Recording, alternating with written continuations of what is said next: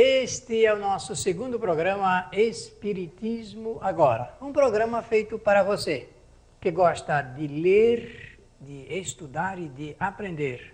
Estamos falando de Espiritismo, a doutrina codificada por Allan Kardec. Em nosso primeiro programa falamos de doutrina, de sistema, de conjunto de princípios, de codificação, codificador, e ingressamos num assunto muito interessante, que é a história de Allan Kardec. E falamos que depois de ter completado os seus estudos ali no castelo de Yverdun, que Allan Kardec, que o Rivaí, voltou para a França. E ele voltou exatamente para atender a uma necessidade dos seus anseios, ou seja, lecionar. E foi para a cidade de Paris, capital da França. É ali em Paris que ele vai então começar a sua vida como educador. Vai instalar ali na Rue de Sèvres o seu instituto para ensinar, para lecionar. Seu trabalho foi um trabalho inteligente, porque como ele era conhecedor de metodologias da ciência, da aprendizagem, ele escreveu moções e apresentou propostas ao governo francês para a revolução, remodelação dos ensinamentos, dos ensinos da França. Então, em Paris, nessa época que estamos mencionando aqui, 1848, vemos ali o professor ensinando, ajudando os jovens franceses a aprender. Em 1854, nós vemos o professor Rivaí ali envolvidos com as coisas do ensino e outras ocupações, mas é a partir dessa data que fica configurado o seu ingresso no conhecimento de assuntos que ele não estava acostumado. E foi chamada a atenção, então, para os chamados fenômenos das mesas girantes. Esse fenômeno chamado das mesas girantes, ele agitou toda a Europa.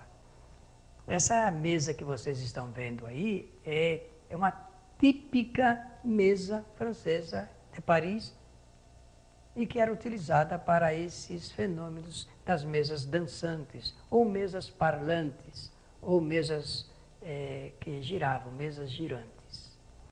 Eram mesas que se moviam, que se erguiam no ar e que respondiam, mediante uma convenção de batidas que as pessoas faziam, as perguntas que cada participante da reunião levava.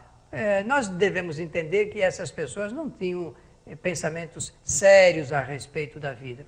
Perguntas triviais ali, chulas até, podemos assim dizer.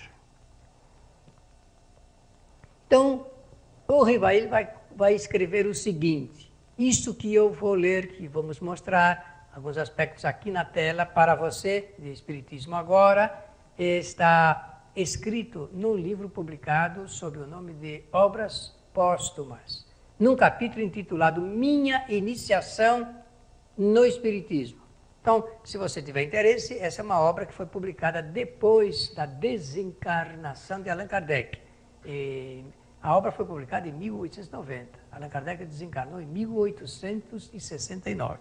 Então ele vai dizer: encontrei um dia o magnetizador Sr. Fortier, a quem eu conhecia desde há muito tempo, e que me disse o seguinte: sabeis, Rivaí, que se acaba de descobrir no magnetismo uma singular propriedade?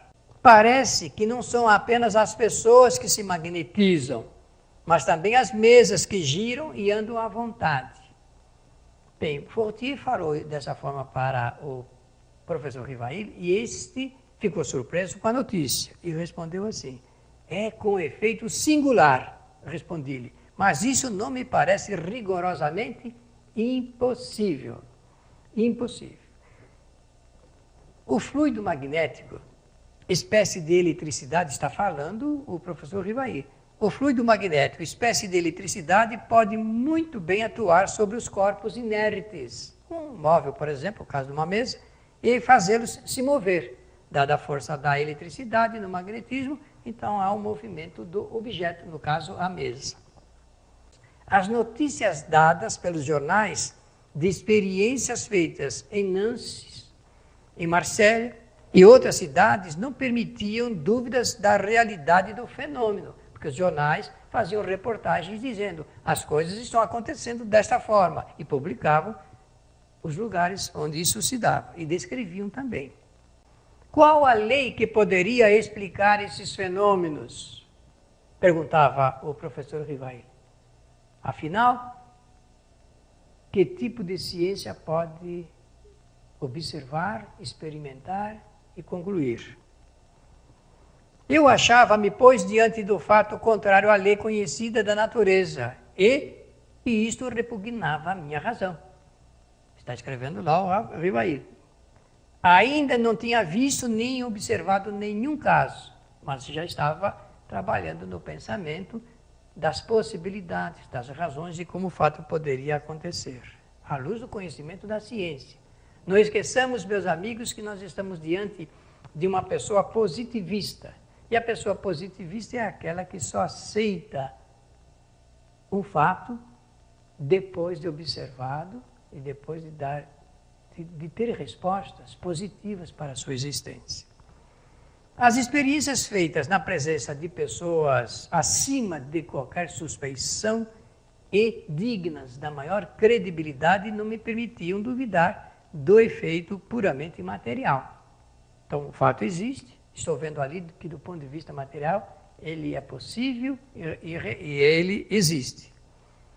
Mas a ideia de uma mesa falante, isto é, que pudesse responder através das batidas, não podia entrar no meu cérebro, dizia o professor Rivail em relação a essas mesinhas parisienses.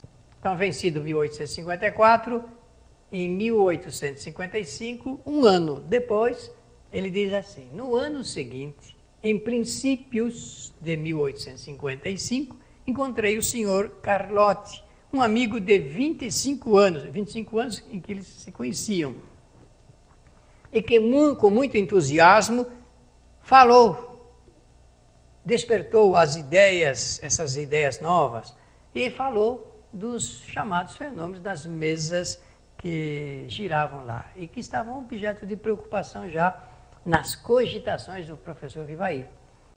O professor Rivail vai explicar que foi o Carlotti o primeiro a falar para ele que os fenômenos eram produzidos por espíritos. Então ele diz assim, foi ele quem primeiro me falou da comunicação de espíritos, contando-me tantas coisas surpreendentes que, longe de me convencerem, aumentaram as minhas dúvidas. Ele já não estava admitindo que a mesa, imagine entender, falar de espíritos, de almas que respondiam às questões através das mesas. Isso surpreendeu um pouco o nosso professor, mas ele continuou no processo de busca da verdade. Aí o Carlotti, como tinha muita intimidade com o Rivail, diz assim, olha, um dia você será dos nossos. E então eu respondi-lhe, não digo que não, isso veremos mais tarde. Algum tempo depois, em maio de 1855, fui à casa da senhora Roger, que era uma sonâmbula. Viram que eu falei do magnetismo? Uma pessoa que se submetia a sessões de magnetismo que entrava em certo transe sonambúlico. E, através de transe sonambúlico, respondia a perguntas que eram feitas sobre os mais variados assuntos. Ele, o Rivail, foi na casa da senhora Roger, acompanhado do Fortier, o seu amigo, que era magnetizador, e por certo é o que magnetizava, com certeza, a senhora Roger. E ali na casa da senhora Roger, eu encontrei o senhor Patier, e também a senhora Plené-Maison. Essa senhora Plené-Maison também era médium sonambúlico, e ela, por seu intermédio eram realizados fenômenos de efeitos físicos. Além do que, ela era médium psicógrafo e também médium audiente, ou auditiva, como quiserem. E os dois, o Patier e também a Plené-Maison, falaram ao professor Rivail no mesmo sentido de que Carlotti havia comentado sobre os assuntos voltados com os espíritos que se comunicavam. Eu vou mostrar para vocês 3 livros, se você se interessar pelo assunto, que podem atender a sua curiosidade sobre esta matéria. O primeiro livro é publicado pela Federação Espírita Brasileira, no seu departamento editorial. Foi escrito por Zeus Van Tuyl, intitula-se As Mesas Girantes e o Espiritismo. O segundo livro chama-se O Fenômeno das Mesas Falantes. E um outro livro que ele é muito interessante de ser lido, porque é uma raridade. É uma tradução feita de um livro escrito e publicado em 1853, antes de qualquer notícia sobre o Espiritismo, onde já ocorriam, lembra-se que eu falei que em 1853, em diversas partes da Europa, já ocorriam esses fenômenos? Pois então, esse livro tem esse título, Instruções Práticas sobre as Mesas Girantes. Não tem o nome do autor, e lá consta apenas escrito por um médico. Foi publicado em 1853. A tradução, essa feliz tradução, rara oportunidade histórica, foi feita pelo nosso professor José Jorge, do Rio de Janeiro. E lá no Centro Espírita Leon Denis se pode solicitar esse livro. Aí, o professor Rivail vai continuar a descrição desses assuntos, dizendo assim: o senhor Patier convidou-me para as reuniões na casa da senhora Pleine Maison. Se encontraram lá e ele, o professor Patier, logo viu o interesse do professor Rivail e o convidou para as reuniões que ocorriam ali na casa da senhora Pleine Maison, na rua Grange Battier, número 18. Nós vamos a um breve intervalo e voltaremos logo a seguir. Apoio Cultural.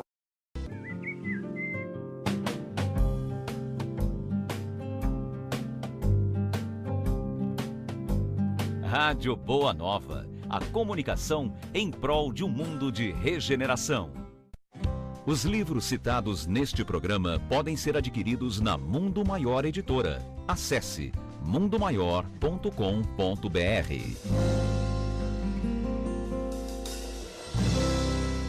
Um simples gesto, um ato de enormes proporções. Um simples gesto é capaz de dar apoio, acolher, educar, alimentar.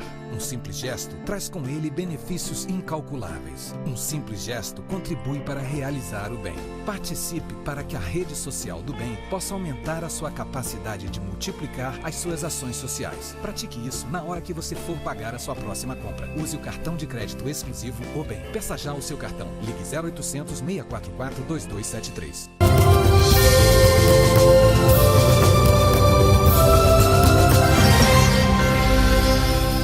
Estou mostrando aqui para vocês uma foto atual, ali da rua Grange Battier, ali próximo do número que nós estamos mencionando. Hoje existem lojas, muitas lojas comerciais ali naquele trajeto de Paris.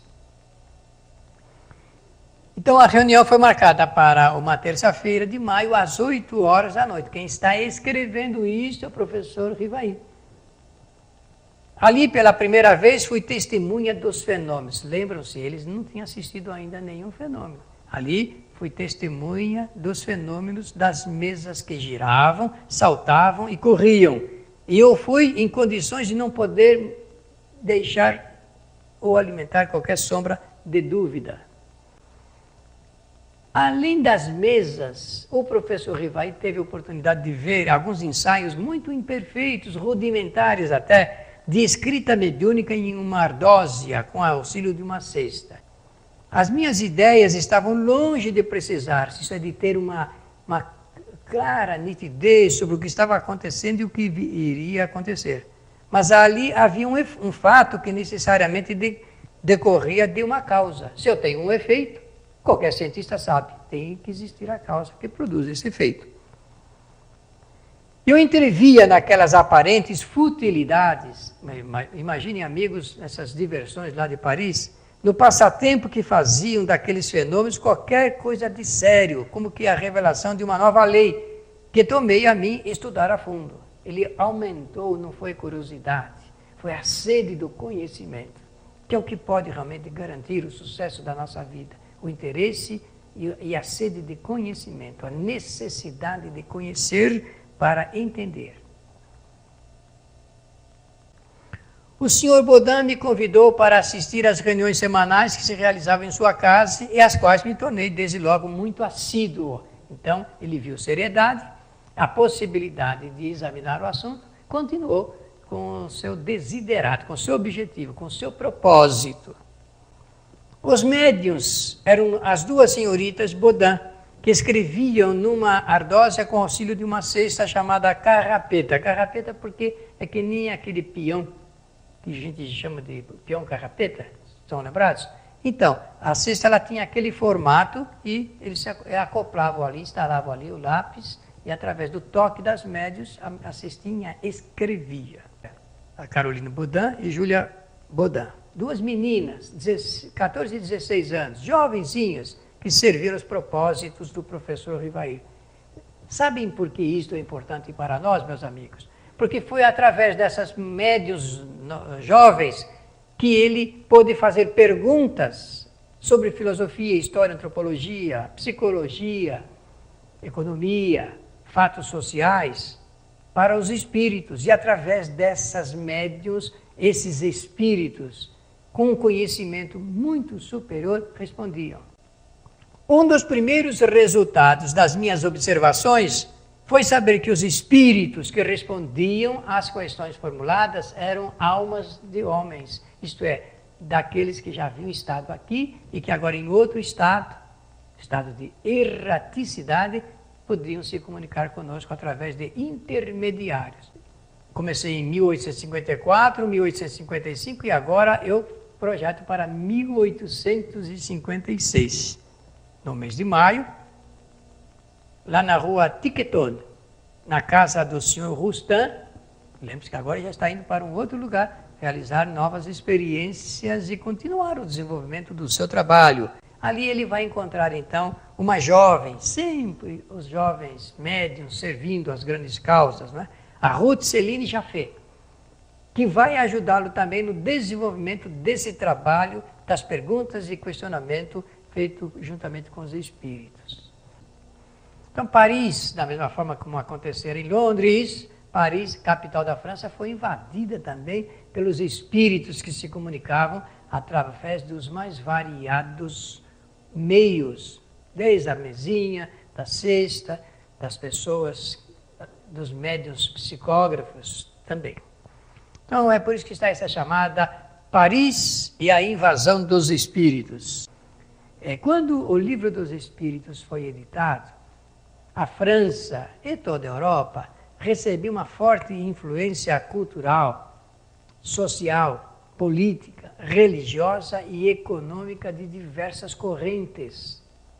Estudá-las significa entender o momento cultural, social, político, religioso e econômico de quando nasce a nova doutrina, que vai tocar nesses pontos e explicar como é que os espíritos superiores esclareceram a Allan Kardec de como tudo poderia mudar para melhor. Então nós vamos começar dizendo da ordem do positivismo, da doutrina positivista. E quem iniciou, quem estudou, quem apresentou a doutrina positivista foi Augusto Comte e também Herbert Spencer, dois intelectuais que discursavam em torno dessas legendas, desses estudos a respeito do positivismo. E também a forte influência do ecletismo.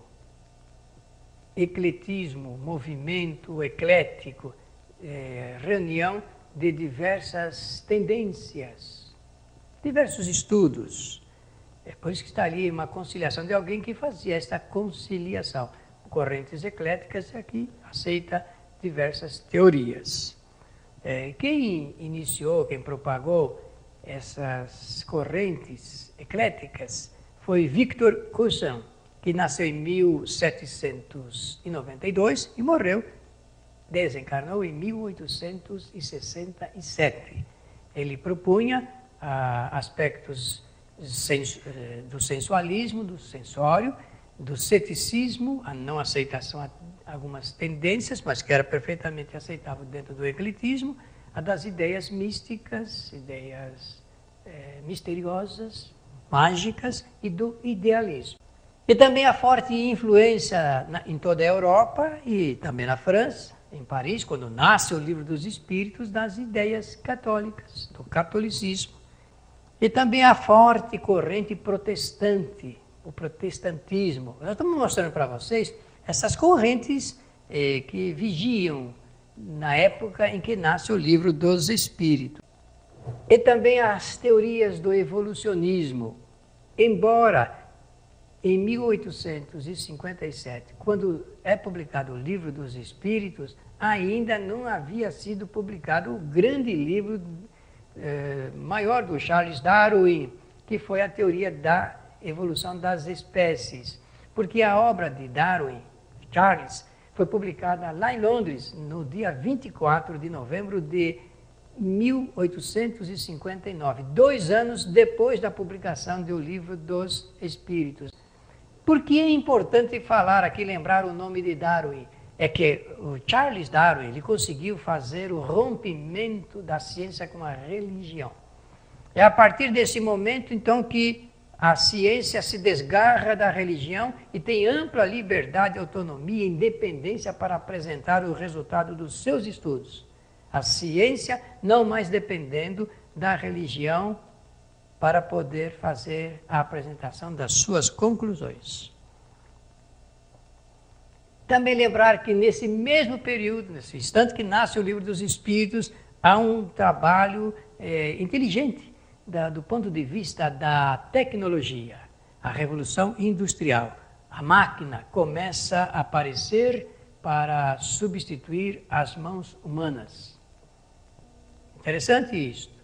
A máquina foi inventada, construída para auxiliar, para fazer o trabalho pesado que o homem fazia, para aposentá-lo dessas necessidades mais agressivas, a fim de que o homem possa pensar um pouco mais na sua cultura, no desenvolvimento da sua cultura. E então surge um grande inventor do tear mecânico, Edmund Cartwright. Isso é uma revolução, considerando as coisas artesanais que eram feitas na época. Isso é um momento cultural e tecnológico significativo para a história da nossa humanidade.